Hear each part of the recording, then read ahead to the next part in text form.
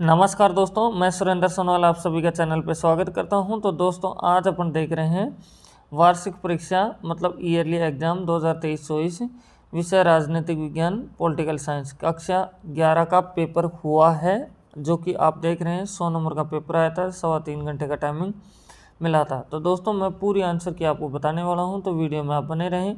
तो सबसे पहले चलते हैं यहाँ से खंड एम जो दे रखा है बहुविकल्पिक प्रश्न, प्रत्येक प्रश्न 1 नंबर का है।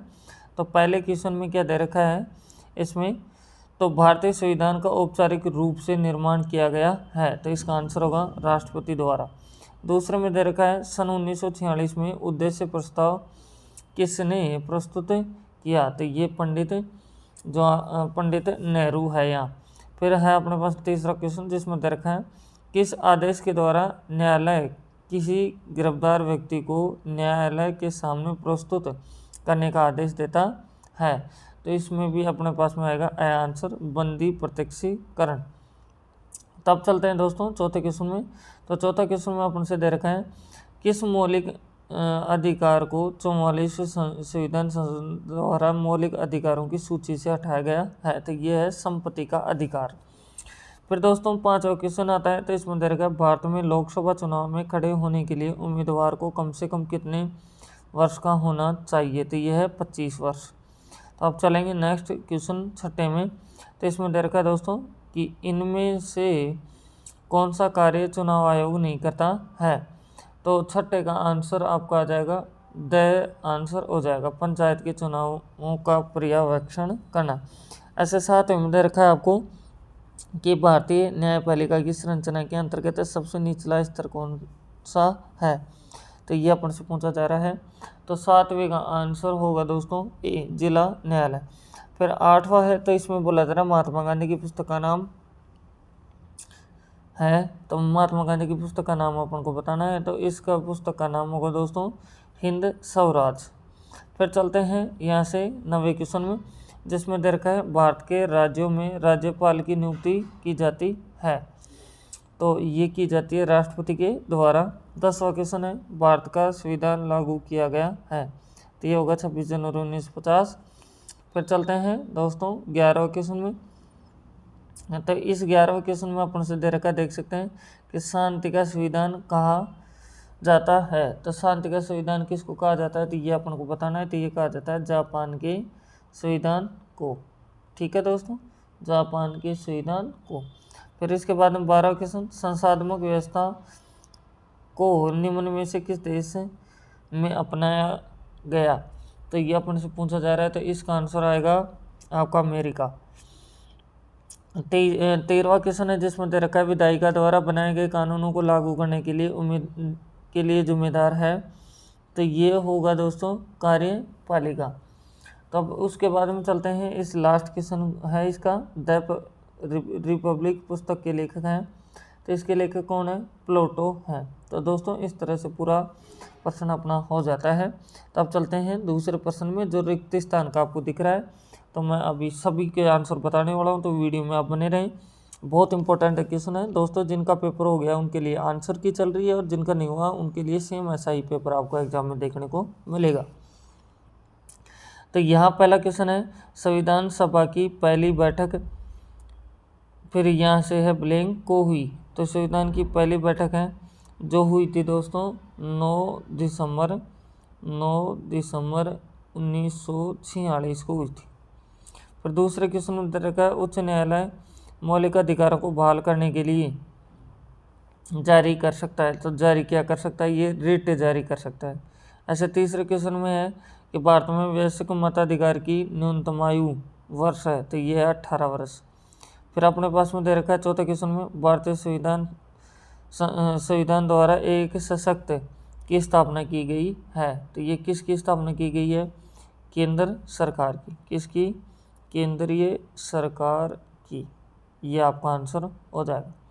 फिर चलते हैं इसके आगे, तो इसके आगे चलते हैं तो 5वां क्वेश्चन आता है, तो बोला जा रहा है कि संविधान का 74वां संशोधन स्थानीय शासन से जुड़ा है, तो ये होगा आपका शहरी स्थानीय शासन से जुड़ा हुआ है। तो अब चलेंगे नेक्स्ट क्वेश्चन के ऊपर। तो नेक्स्ट आपके पास में आता है दोस्तों यहाँ से छठा क्वेश्चन। तो बोला जा रहा है भारतीय संविधान एक दस्तावेज है। तो कैसा दस्तावेज है? ये लिखित दस्तावेज है। कैसा है? लिखित दस्तावेज। फिर चलते हैं इसके आगे नेक्स्ट क्वेश्चन में। तो इंटरनेट का प्रयोग करने वालों को कहा जाता है, तो उसको कहा जाता है नेटिजन। क्या कहा जाता है? नेटिजन। फिर इसके लास्ट क्वेश्चन आता है दूसरे का, न्यायपालिका व्यक्ति की रक्षा करता है। तो किसकी रक्षा करती है न्यायपालिका? तो मौलिक अधिकारों की। किसकी? मौलिक अधिकारों की।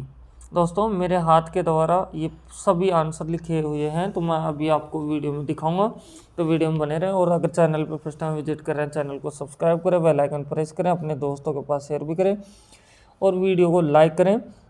दोस्तों मैंने सभी सब्जेक्ट के मॉडल पेपर पहले अपलोड कर दिए हैं, और अब जितने भी पेपर आपके हो रहे हैं उन सभी की मैं तुरंत आंसर की आपको सभी पेपरों के बताने वाला हूं, तो आप सब्सक्राइब कर लें। तो अब चलते हैं तीसरे क्वेश्चन में। तो तीसरा क्वेश्चन का पहला क्वेश्चन अपने पास में आता है, जिसमें बोला जा रहा है भारतीय संसद के दोनों सदनों के नाम लिखिए। तो एक तो संसद का नाम होगा राज्यसभा। क्या नाम है? राज्यसभा। दूसरे का नाम है लोकसभा। क्या नाम होगा? लोकसभा। अब ऐसे ही इसका दूसरा क्वेश्चन चलते हैं। तो इसमें दर का संसद के कोई दो कार्य लिखिए। संसद के दो कार्य कौन से होंगे? एक तो होगा विधान बनाना, एक दूसरा कार्य होगा कार्यपालिका का नियंत्रण। ये आपके आंसर हो जाएंगे। तो अब चलते हैं नेक्स्ट अपन थर्ड क्वेश्चन के ऊपर।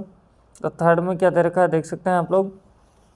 बोला जा रहा है संविधान के किस अनुच्छेद में संशोधन विधि का वर्णन किया गया है? तो ये किया गया अनुच्छेद 368 के अंदर। तो अब चलेंगे चौथे क्वेश्चन में।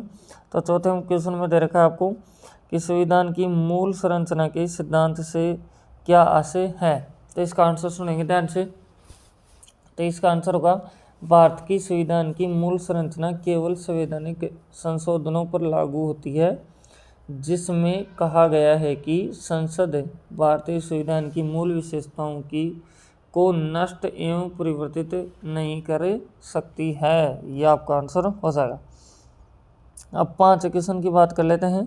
तो 5 क्वेश्चन में क्या है देख सकते हैं आप लोग कि J.S. मिल के अनुसार सहसंबंध कार्य कौन से हैं? तो इसका आंसर होगा राजनीतिक अर्थव्यवस्था के सिद्धांत। दूसरा आप लिख सकते हैं उपयोगितावाद स्वतंत्रता पर। तीसरा होगा महिलाओं की अधीनता शामिल है। इसका छठा क्वेश्चन क्या है? समानता के 2 आयाम लिखो। तो इसका आंसर हो जाएगा राजनीतिक समानता, सामाजिक समानता।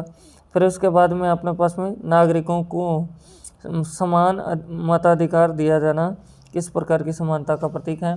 तो ये है समानता का प्रतीक। किसका है? समानता का प्रतीक। 8वें में है लोगों के विस्थापित होने का एक कारण लिखो। तो लोगों के विस्थापित होने का एक कारण है बाढ़, सूखा, तूफान आदि।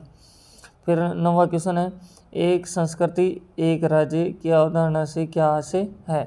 तो इसका आंसर सुनेंगे ध्यान से। तो इसका आंसर होगा एक संस्कृति एक राज्य के विचारों को त्यागते ही यह आवश्यक हो जाता है कि ऐसे तरीकों के बारे में विचार किया जाए जिसमें विभिन्न संस्कृतियों और समुदाय एक ही देश में फल फूल सके। फिर उसके बाद में है राष्ट्र निर्माण के 2 तत्वों के नाम लिखिए। तो इसका आंसर होगा आपका क्षेत्र। क्या आंसर होगा? क्षेत्र। और होगा जनसंख्या। क्या होगा? जनसंख्या। और एक लिख सकते हैं आप संप्रभुता। क्या होगा? संप्रभुता। इस तरह से आपके आंसर हो जाएंगे। तो दोस्तों अब अपने पास में ये आंसर पूरे हो जाते हैं। देखो मैं मेरे हाथ के द्वारा लिखे हुए आपको दिखा देता हूँ। तो दोस्तों ये पहला क्वेश्चन है अपने पास में जो देख सकते हैं आप लोग, जिसमें सभी ऑप्शनल क्वेश्चन थे उनके सभी के आंसर ही हैं। दूसरा क्वेश्चन देख सकते हैं आप लोगों के सामने। तो दूसरे क्वेश्चन में अपने पास में 8 क्वेश्चन थे, तो सभी के मैंने आंसर आपके सामने दे दिए हैं। अब चलते हैं तीसरा क्वेश्चन में। तो तीसरा क्वेश्चन में देख सकते हैं कि आपके सामने ये पहले का आंसर होगा, ये दोनों आपके दूसरे के आंसर हो जाएंगे। तो अब चलते हैं अपन लोग नेक्स्ट आगे के क्वेश्चनों पे। ये देख सकते हैं आप लोग कि ये आपके सामने तीसरे का आ रहा है, ये चौथे का है, पांचवा है, छठा है, सातवां है, और फिर इसके बाद में अपने पास में ये भी देख सकते हैं, ये 8वें का आंसर होगा, 9वें का आंसर है, और ये 10वें का आंसर हो जाएगा। तो दोस्तों अगर चैनल पर फर्स्ट टाइम विजिट करें तो चैनल को सब्सक्राइब करें, बेल आइकन प्रेस करें, अपने दोस्तों के पास शेयर भी करें। तो अब चलते हैं नेक्स्ट क्वेश्चन के ऊपर। दोस्तों अब आ जाते हैं अपन लोग चौथे क्वेश्चन में, जो आपके सामने लिखा हुआ है, देख सकते हैं खंड ब आ जाता है। तो बहुत इंपॉर्टेंट क्वेश्चन है दोस्तों, वीडियो में आप बने रहें और सभी क्वेश्चनों को आप देखें। तो देखो दोस्तों, चौथे क्वेश्चन में क्या दे रखा है कि 73वें संविधान संशोधन की 3 विशेषता लिखिए। 5वें में पंचायती राज व्यवस्था की त्रिस्तरीय बनावट क्या है। 6ठे में दे रखा है भारतीय संविधान को जीवंत दस्तावेज क्यों कहा जाता है। 7वें में दे रखा है लचीले और कठोर संविधान में कोई दो अंतर लिखिए। 9वें में है भारतीय संविधान का राजनीतिक दर्शन क्या है। फिर इसके बाद में है अपने पास में, यहाँ से देख सकते हैं 9वें क्वेश्चन में कि भारतीय संविधान की 4 प्रमुख विशेषताएं लिखिए। 10वें क्वेश्चन में आ रहा है हानि सिद्धांत क्या है। 11वें क्वेश्चन में लोकतंत्र देशों में नागरिकों की कौन कौन से राजनीतिक अधिकार दिए गए हैं। फिर 12वां क्वेश्चन आ जाता है जिसमें है राष्ट्रवाद से पराधीन राष्ट्रों को क्या लाभ प्राप्त हुआ। 13वें क्वेश्चन में है राष्ट्रवादी भावनाओं को प्रेरित करने वाले 2 कारकों का उल्लेख कीजिए। 14वां क्वेश्चन है धर्मनिरपेक्षता के 2 पहलू कौन से हैं। और 15वां क्वेश्चन आ जाता है अंतरधार्मिक वर्चस्व को स्पष्ट कीजिए। तो दोस्तों बहुत इंपॉर्टेंट क्वेश्चन है, तो आप वीडियो में बने रहें और सभी क्वेश्चनों को एक बार देखें। तो आप पूछ जाते हैं खंड स में, जो प्रत्येक क्वेश्चन आपका 4 नंबर का है। तो 16 क्वेश्चन आता है अपने सामने। तो 16 क्वेश्चन में दे रखा है प्रस्तावना में दिए गए भारतीय संविधान के उद्देश्यों का वर्णन कीजिए। दोस्तों ये नहीं आता है तो इसके अथवा में आप ये भी देख सकते हैं, ये भी आप कर सकते हैं, जिसमें आपसे बोला जा रहा है कि संविधान के दर्शन का क्या आशय है, इसको समझना क्यों जरूरी है। ऐसे 17 क्वेश्चन है समानुपातिक न्याय क्या है, स्पष्ट कीजिए। ये नहीं आता तो ये कर सकते हैं न्याय के 3 सिद्धांतों का उल्लेख कीजिए। फिर उसके बाद में आ जाता है अपने पास में 18 क्वेश्चन, जिसमें दे रखा अधिकार हमारी बेहतरी के लिए आवश्यक है, स्पष्ट कीजिए। ये नहीं आता तो ये कर सकते हैं कि राजनीतिक अधिकारों की 2 विशेषताएं बताइए तथा प्रमुख राजनीतिक अधिकारों का उल्लेख कीजिए। ऐसे 19वां क्वेश्चन है जिसमें बोला जा रहा है धर्मनिरपेक्षता के यूरोपीय मॉडल की प्रमुख विशेषताओं को उल्लेख कीजिए। ये नहीं कर सकते तो आप ये कर सकते हैं पंडित जवाहरलाल नेहरू भारतीय धर्मनिरपेक्षता के महान दार्शनिक थे, कथन की विवेचना कीजिए। ये भी आप लोग कर सकते हैं। अब ऐसे पूछ जाते हैं आप लोग दोस्तों खंड द में, देख सकते हैं आप लोग। तो ये 20वां क्वेश्चन आता है अपने सामने। तो 20वें क्वेश्चन में दे रखा है संविधान के 73वें संशोधन से पहले और संशोधन के बाद स्थानीय शासन के बीच मुख्य अंतर बताइए। अब दोस्तों देख सकते हैं ये 6 नंबर का प्रश्न है आपके सामने, और अगर ये ऊपर वाला नहीं आता तो इसके अथवा में ये कर सकते हैं कि संविधान की 11वीं अनुसूची में उल्लेखनीय स्थानीय शासन के विषयों को लिखिए। अब पहुंच जाते हैं अपन लोग 21वें क्वेश्चन में, तो जिसमें अपन से दे रखा है कि राष्ट्रवादी भावनाओं को प्रेरित करने वाले कारकों की व्याख्या कीजिए। ये 5 अंक का है। अथवा में आपको दे रखा है राष्ट्रवादी को परिभाषित कीजिए, इसके गुण तथा दोषों की व्याख्या कीजिए। ऐसे 22वां क्वेश्चन आ जाता है जिसमें दे रखा है भारतीय धर्मनिरपेक्षता की आलोचना किन आधारों पर की जाती है, विवेचना कीजिए। और 6 नंबर का प्रश्न है। अगर ये नहीं आता तो इसके अथवा में कर सकते हैं धर्मनिरपेक्ष राज्य से आप क्या समझते हैं, धर्मनिरपेक्ष राज्य की विशेषताओं का वर्णन कीजिए। तो इस तरह से दोस्तों पूरा पेपर आपका हो जाता है। आप सभी ने देखा। अगर चैनल पर फर्स्ट टाइम विजिट करें तो चैनल को सब्सक्राइब कर ले, बेल आइकन प्रेस करें और अपने दोस्तों के पास शेयर करें। और दोस्तों आप सभी इसमें बने रहें। मेरी तरफ से बेस्ट ऑफ लक।